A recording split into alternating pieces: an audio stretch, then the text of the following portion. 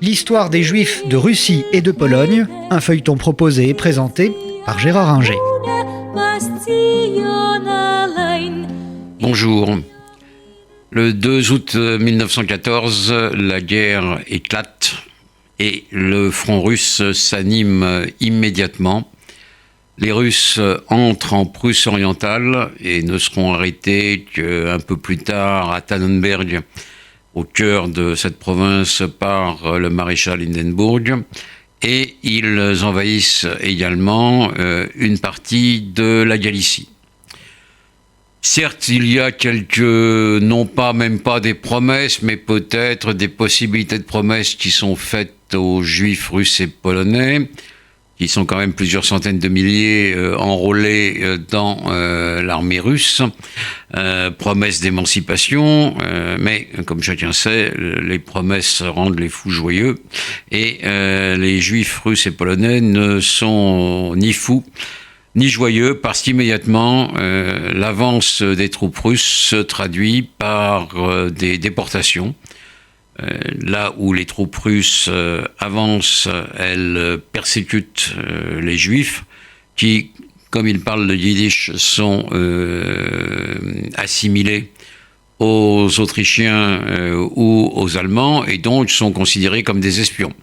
Donc, soit on en fusille quelques-uns, soit d'autres sont victimes de pogroms, mais la grande majorité est purement et simplement déportée vers l'intérieur de la Russie.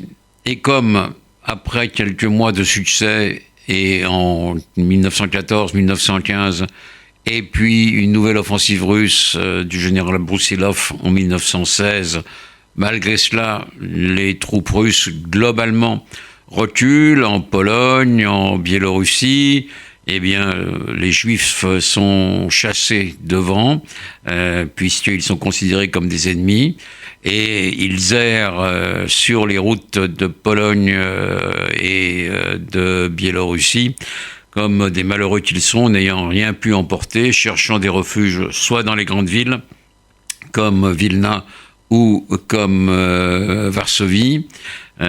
Et les Alliés s'émeuvent de l'attitude des troupes russes, protestent, mais ça n'a pas beaucoup d'effet. On a des dépêches de Maurice Paléologue, l'ambassadeur de France auprès du tsar, qui raconte l'exode de ces Juifs russes. On a des Russes comme Maxime Gorky ou Rimsky-Korsakov, le musicien, qui protestent énergiquement contre le sort qui est fait aux Juifs, qui meurent par dizaines de milliers, mais rien n'y change, rien n'y fait.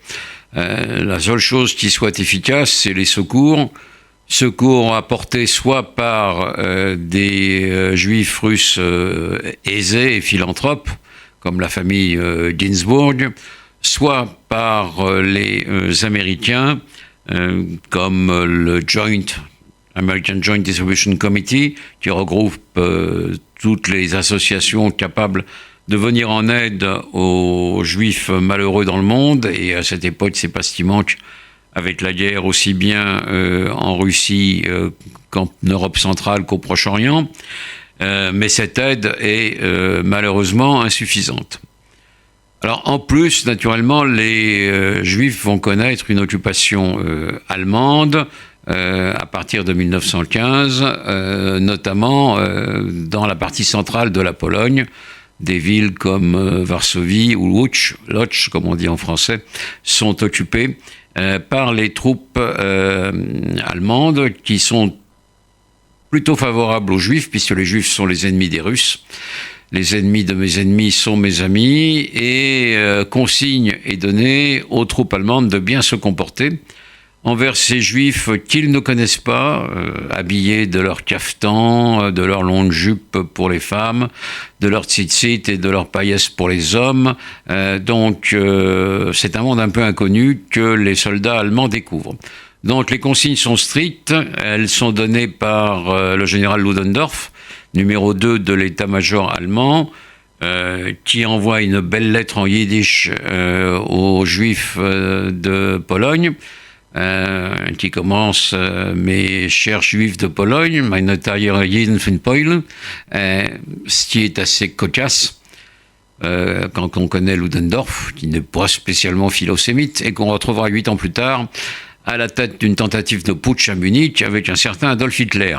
Mais bon, les consignes sont strictes et elles sont appliquées. Les relations entre juifs et allemands sont bonnes. J'ai dans mes collections personnelles des cartes postales montrant des soldats allemands fraternisant avec les juifs de Varsovie, et à l'époque ce n'était pas faux. Alors quand on sait naturellement ce qui s'est passé 25 ans après, cela paraît curieux, mais c'est pourtant vrai.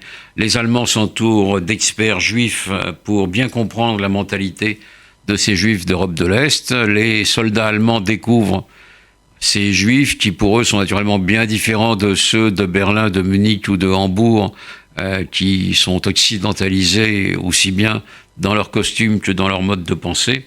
Et les soldats juifs allemands eux-mêmes découvrent cette population qui leur rappelle leurs origines. Donc, à cette époque, il vaut mieux être juif dans une partie de l'Empire russe occupée par les Allemands que soldat dans l'armée russe, ou encore pire, simple juif qu'on trimballe sur les routes quand on ne le massacre pas directement.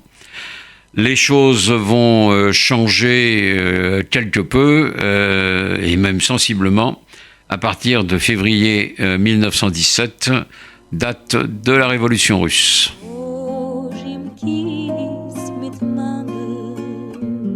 C'était l'histoire des Juifs de Russie et de Pologne, un feuilleton proposé et présenté par Gérard Inger.